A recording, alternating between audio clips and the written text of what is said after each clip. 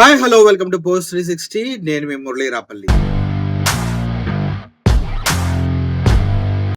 మోడీ ఈయన గురించి చెప్పాలంటే చిరాకు పుడుతుంది. ఎందుకంటే గత 15 సంవత్సరాల్లో దేశ భవిష్యత్తుని తిరోగతిలో నడిపించినటువంటి మహాగణుడు ఈయన. గతంలో ఉన్నటువంటి ప్రధాన మంత్రులంతా చేసిన అప్పుని దగ్గర దగ్గర 59 లక్షల కోట్లయితే ఈయన ఒక్కడ చేసిన అప్పు ఎంతంటే 110 లక్షల మిలియన్ కోట్లు. అర్థమైంది కదా? ఆ రేంజ్ లో మనోడి ప్రతిభని మనం చెప్పుకోవాలన్నమాట. అంటే దేనికి తగ్గడు ఏ వాస్తవాలు మాట్లాడరు. మతం అనే కుళ్ళు పైన వాళ్ళ సామ్రాజ్యాన్ని నిర్మించాలని చాలా ట్రై చేస్తూ ఉంటారు. అయితే రాహుల్ గాంధీని అసెంబ్లీలో ఆయన మాట్లాడినటువంటి విధానం, అభివర్ణించినటువంటి విధానం చూస్తే చాలా చాలా అసహ్యం కలుగుతుంది. ఎందుకంటే రాజకీయ నాయకులు అంటే తిట్టుకుంటారు, అన్ని చేసుకుంటారు. కానీ రాజకీయంగా ఎంత మాట్లాడినా రాహుల్ గాంధీని ఒక అర్బన్ నక్సలైట్ గా అభివర్ణించినటువంటి ఘనత మోడీకే చెందింది. ఎందుకంటే అర్బన్ నక్సలైట్స్ అంటే సమాజంలో తిరిగే ఒక నక్సలైట్, విప్లవకారుడు, అతని శిక్షకి అర్హుడుగా తీర్చిదిద్దే ప్రయత్నం మోడీ చేస్తున్నాడు.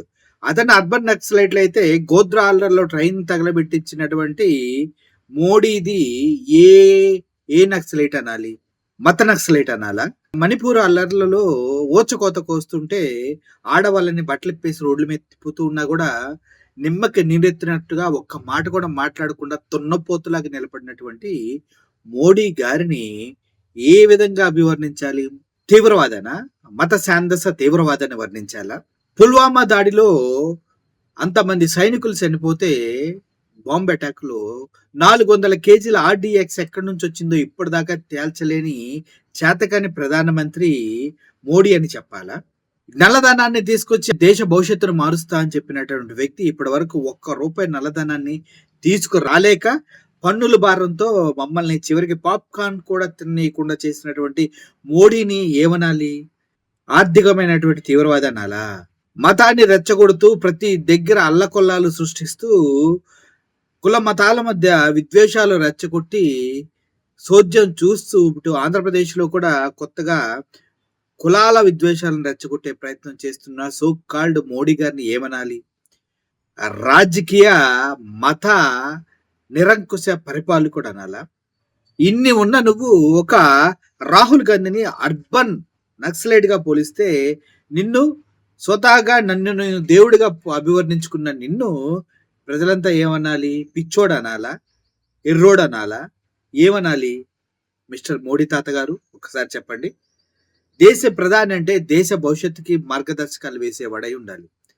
డాలర్ వాల్యూ రోజు రోజుకి పెరిగిపోతూ ఉంది. ఇప్పటి వరకు డాలర్ వాల్యూ తగ్గించే ప్రయత్నం ఏం చేశారు?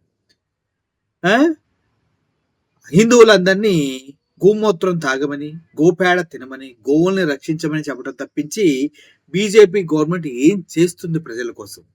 రామ మందిరాన్ని నిర్మించి నీళ్లు కారిపోతూ ఉంటే దాని వార్తలు బయటకు రాకుండా ఆపటం తప్పించి ఏం చేసింది మీ బీజేపీ గవర్నమెంట్?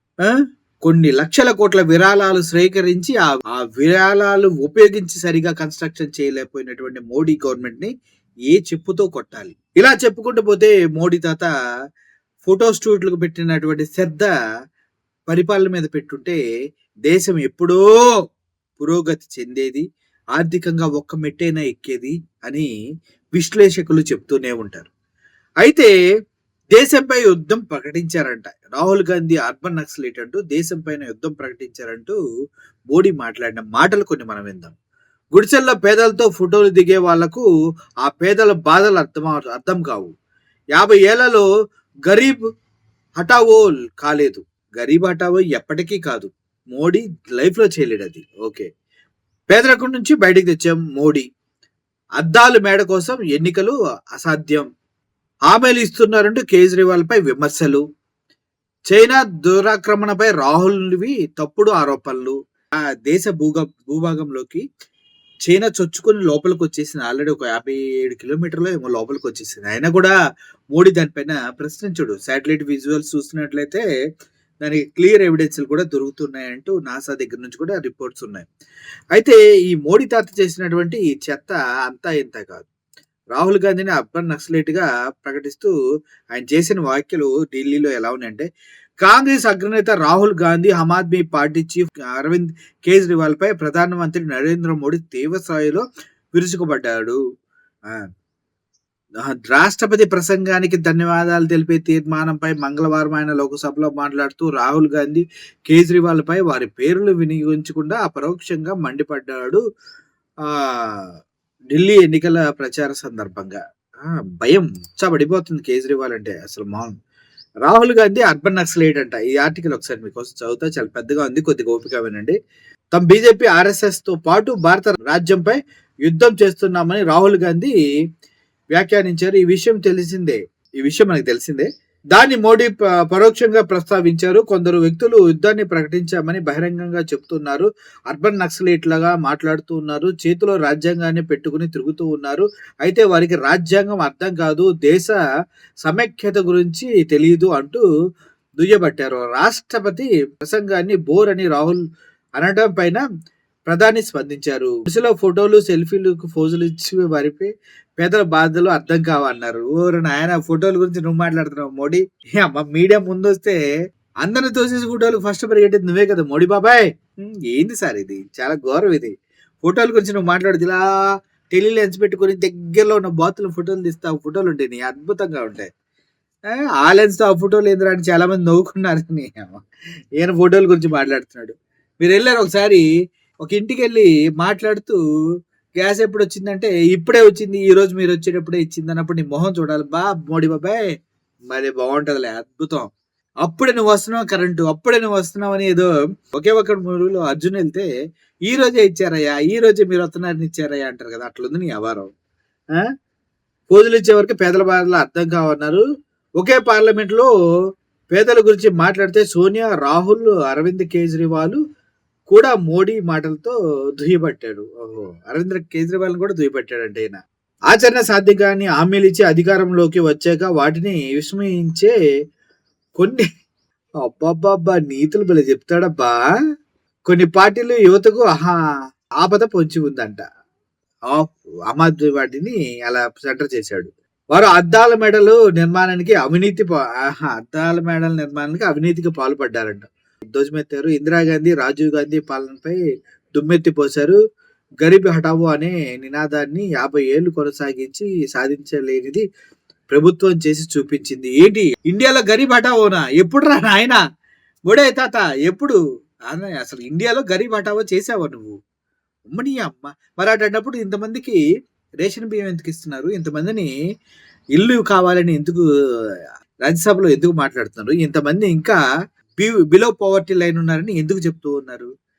ఆలోచించకుండా పోతే మోడీ తాత చేసేవన్నీ అసత్య ప్రచారాలే మొత్తం అని. నల్లధనం తీసుకురాలేదు, ఒక్కొక్కళ్ళ అకౌంట్లో 15 లక్షలు వేస్తున్నాడు, అది లేదు. ప్రజలకి మినిమం సంక్షేమం అందించట్లేదు. కరోనా టైంలో అయితే హ్యాండ్స్ అప్, అసలు ఎవరికి ఏమీ చేయలేదు. గవర్నమెంట్ బ్రతుకులు ఇండియన్స్వి. రోజు రోజుకి రూపాయి పతనం, డాలర్ వాల్యూ పెరుగుతూనే ఉంది. దీనికి సంబంధించి ఎటువంటి నిర్ణయాలు తీసుకోరు. ముందు చెప్పినట్టు పుల్వామా దాడి కావచ్చు, ఓద్రా అల్లర్లు కావచ్చు, ఇలా చూసుకుంటూ పోతే అన్నిటికీ మూల కారణం మోడీ. అంతే, అర్థం చేసుకోండి. మతతత్వమైనటువంటి విద్వేషాలను రెచ్చగొట్టి ఇలా ఎవరైతే రాహుల్ గాంధీ లాగా కొంచెం సిన్సియర్గా ఉండాలనుకుంటారో, అదేవిధంగా ఆమ్ ఆద్మీ పార్టీ కేజ్రీవాల్ లాగా ఎవరైతే ప్రజల కోసం పోరాడతాడో వాళ్ళంతా వీళ్ళకి శత్రువులాగే కనిపిస్తారు. ఎందుకంటే నిజమైన నక్సలైట్లు వీళ్ళు కాబట్టి. వీళ్ళు మత నక్సలైట్లు, మత ఛాందసవాదాన్ని ప్రబోధించే నక్సలైట్లు కాబట్టి వీళ్ళకి అందరు నక్సలైట్ లాగే కనిపిస్తారు. అర్థమవుతుంది కదా. మనం ఈ మోడీ గారిని ఈసారి గద్దె దించకపోతే దేశ భవిష్యత్తు సర్వనాశనం అయిపోతుంది. ఎంతో కొంత కృషి చేసైనా, ఆ టైంలో మనసు మార్చుకునైనా మోడీ తాతకు మాత్రం గట్టిగా మీరు సమాధానం చెప్పాల్సిన అవసరం ఈ ఎన్నికల్లో కంపల్సరీగా ఉంది, రాబోయే ఎన్నికల్లో. Thank you for watching this video. ఈ వీడియో పైన మీ ఒపీనియన్స్ ని కామెంట్స్ రూపంలో తెలియచేయండి. వీలైతే నలుగురు షేర్ చేయండి. Thank you so much.